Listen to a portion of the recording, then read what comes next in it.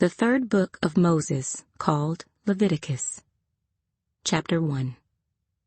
Now the Lord called to Moses, and spoke to him from the tabernacle of meeting, saying, Speak to the children of Israel, and say to them, When any one of you brings an offering to the Lord, you shall bring your offering of the livestock, of the herd and of the flock.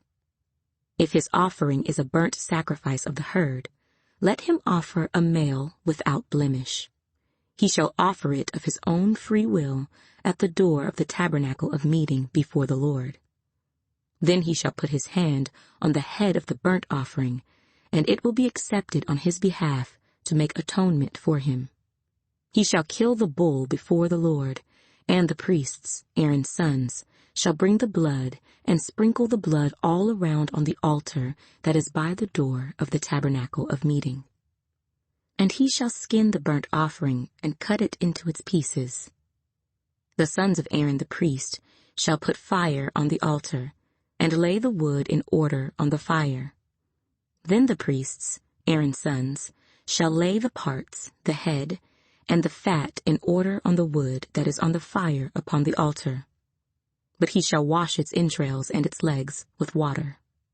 And the priest shall burn all on the altar as a burnt sacrifice, an offering made by fire, a sweet aroma to the Lord. If his offering is of the flocks, of the sheep or of the goats, as a burnt sacrifice, he shall bring a male without blemish.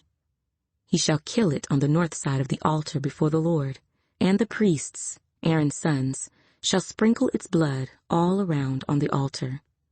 And he shall cut it into its pieces, with its head and its fat, and the priest shall lay them in order on the wood that is on the fire upon the altar.